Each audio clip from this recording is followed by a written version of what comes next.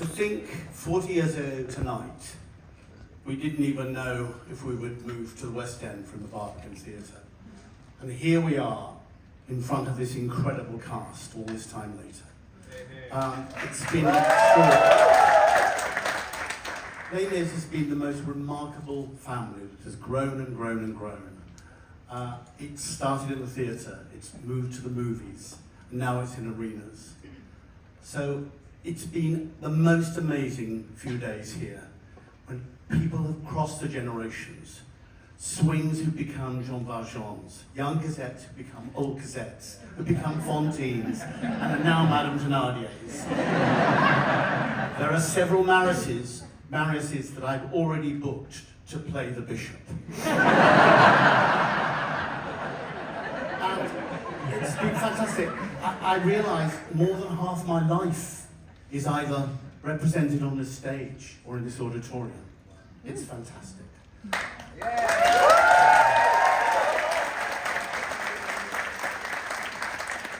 So I have 40 years of thank yous. For so many wonderful people, both on stage and off stage. And of course, my amazing team who've made all this happen. It's incredible. Thank you. Of course, Les Misérables began its life in Paris. But this British version has been the most wonderful collaboration between Alain, Claude Michel and I, and Trevor, and John, and James Fenton, and Herbie Kretzmer, and Lawrence, and James, who've done this wonderful production tonight, which, taking the work of everyone that created it, and they put it on in this beautiful theatre, which was completely rebuilt for Les Misérables. So thank you all so much. 1,000 thank yous to everybody, but most of all, I must thank the two people who have brilliantly had the inspiration to write this show. Without them, this fairy tale would never have happened, and we would not be here tonight. My dear, dear friends, Alain Babille and Claude Michel Chon.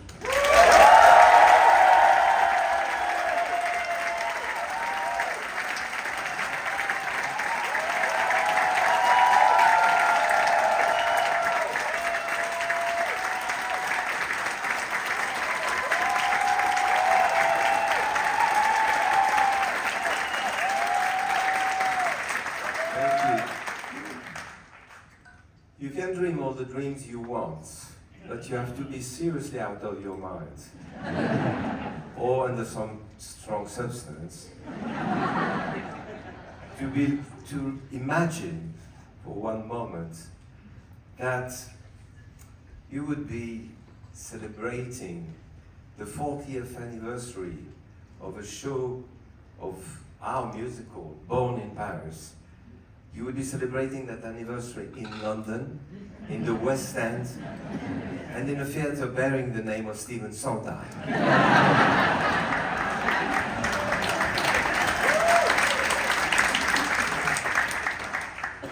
There's someone out of his mind called us back in 1983 and said, I'm Cameron Mackintosh. That name didn't ring a bell. A British producer, okay.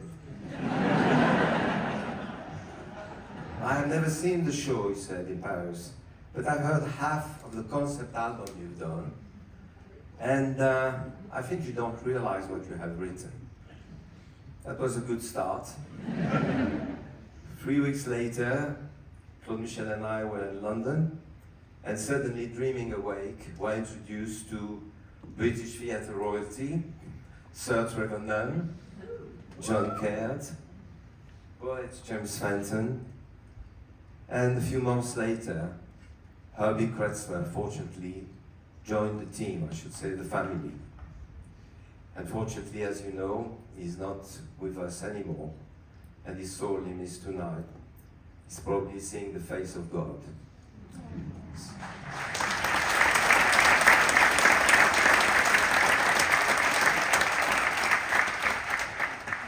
So, I want to thank you for helping us to shape up our original work to what it has become today, which was a wonderful collaboration, a work of several weeks, month,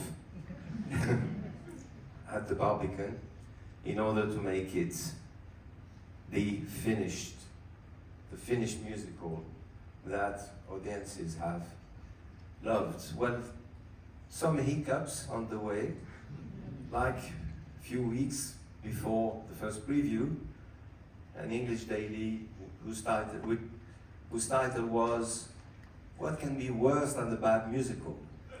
A French musical.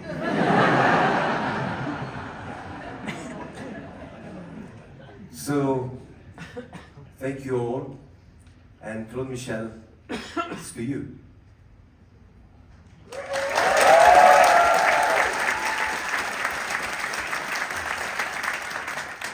Can you imagine the amount of work to have to deal 40 years with the Cameron Mackintosh? Wait.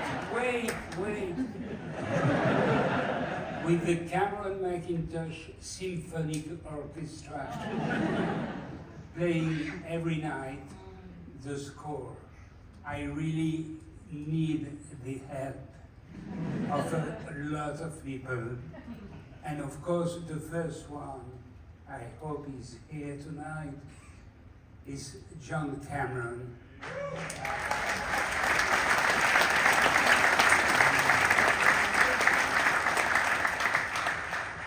He started by being sick in a dinner we had in Paris. What food? Yeah. And after, I have other collaborators, because one night we went to see Evita, or I can't remember which one.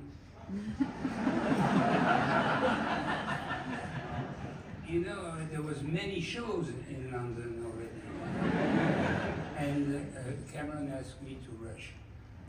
Okay, so, and we saw a production on stage, and we didn't see the microphone. There was no mic. We thought it was a miracle when we realized that they had little mic here. And we said, but who did that? So everybody told us, but it's a new concept by Andrew Bruce in a company called Autograph.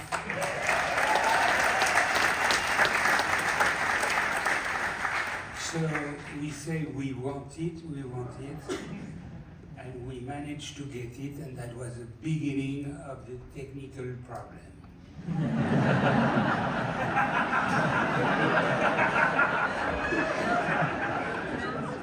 So we had to keep going, and a wonderful thing did happen to me, is that part of the young team working with Cameron, I met somebody I liked very much. We have been collaborating very closely together, and he's still there tonight, working for us on all the shows we've been written. It's not so much at the end. And, but thanks to him, thanks to Stephen Metcalf.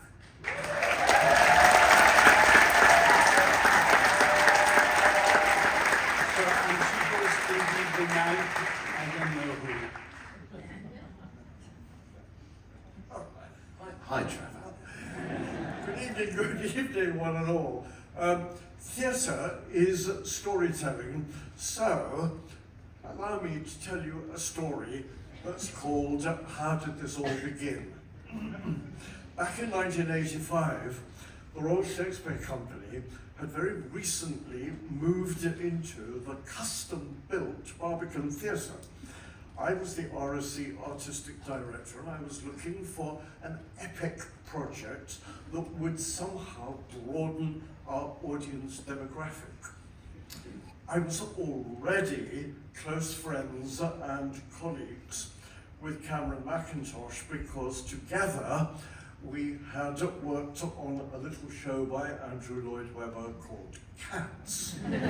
So I was fascinated when Cameron suggested that I should listen to a tape recording of a concert that had been presented in Paris of a new work based on Les Misérables by Victor Hugo.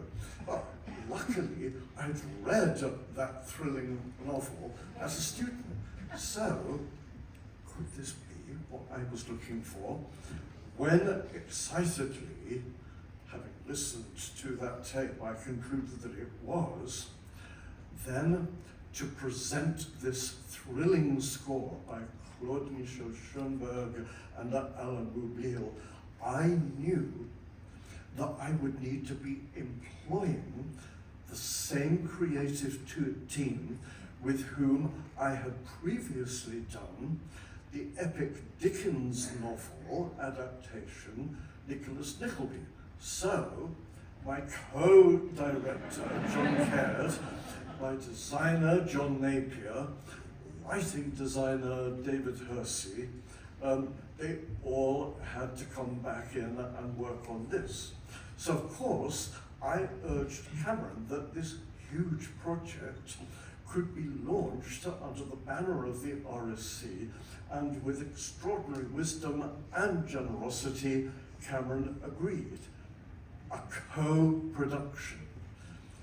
This meant that with the RSC long-term contract acting company, we were able to do a period of improvisational work, including movement work under the direction of brilliant Kate Flatt, and to organize a longer rehearsal period than the commercial theatre would ever contemplate. Of course, the hope was that the RSC production would then transfer into the West End. Previews at the Barbican, standing ovations every night, including press night, then the reviews.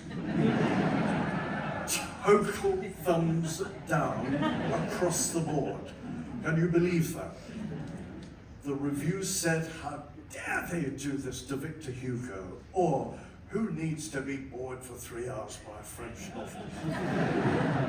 The press decided our show was a flop. As the creative team gathered for lunch the next day, a lunch intended to discuss the possible West End transfer, the atmosphere was like a funeral wake. Grim occasion, minus all laughter, all chatter. There were no mobile phones back then. A waiter came to the room that we were in and asked if a Mr. Cameron Mackintosh could come to the front desk to take a phone call. He did, and was gone for about 5 minutes. Then it happened. Cameron returned, tapped his glass, silence. Then he said, that was the Barbican Theatre box office on the phone. There are queues around the block. They need to take on more staff to cope with huge telephone bookings. We're transferring to the West End.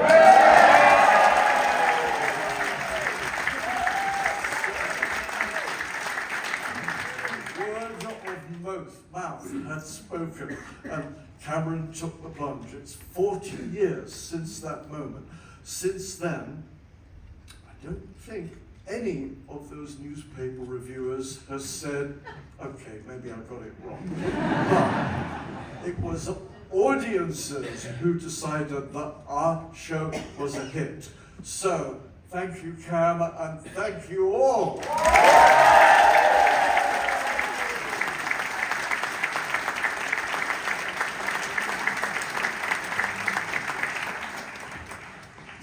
My mic stand. Hi, John. Of course, Trevor and I were greatly blessed in our amazing creative collaborators. especially, we all mentioned Herbie Kretzmer, who would have been 100 years old 4 days ago. And we're thinking we should have a Herbie Day every October the 5th every year. And we're all going to meet for the 41st next year, because otherwise we might not be here the year after that. Anyway, I can't believe how lucky we were in our collaborators at the time. They were an extraordinary bunch. We had, of course, the brilliant John Napier, the king of theatre design, and Andy Neofitu, the queen of costume design, and the wonderful, wonderful David Hersey, the prince of writing design. Trevor just talked about dear Kate Flatt, our lovely movement director, and as well the late, much-loved Malcolm Ransom, our violently joyful fight director. And last, but never least, our dear Cameron, positively the emperor of producers.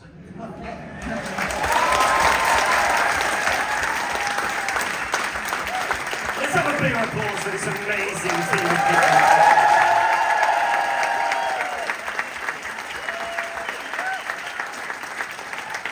So, I'm just going to hand this to you back for a second, if you don't mind, so I don't have too many.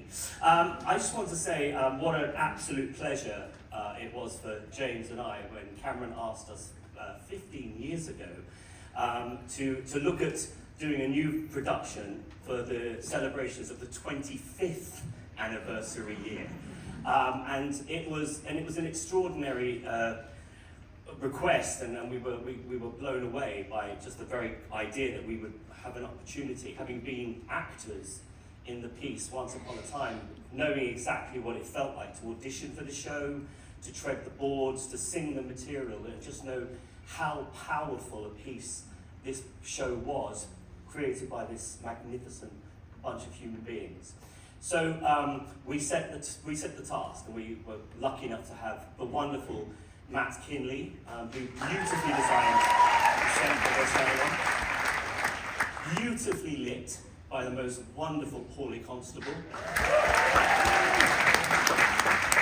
We had wonderful costume designs, obviously by the same Andy Neofitu, and we had, Paul Wills, and the gorgeous, remind me, Christine Rollins! Oh my God, Christine, please don't beat me up. Sorry, Christine, I knew I was going to do that. Okay, and then of course the wonderful sound design of the most remarkable Mick Potter, who gave us this wonderful surround sound. It's an absolute pleasure for us, 15 years on, and we feel like we're such a small part of this incredible celebration. 40 years. Yeah. It's quite an extraordinary thing, but it's a show that I believe lives in the heart of everybody. It tells a story that is timeless, and you know what? The most important people that have been part of it have been you, who have come time and time again to support the show. Production after production, country after country, seen by millions. It's just Les Misérables.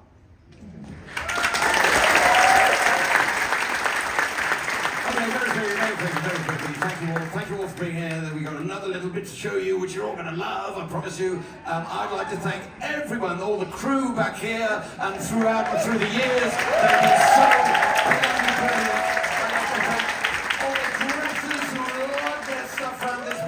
Countless hours, it's just brilliant. Thank you all very much indeed. And I'd just like to say the greatest privilege of my professional life is to be stood here sharing the same space with these brilliant individuals. I thank you for that.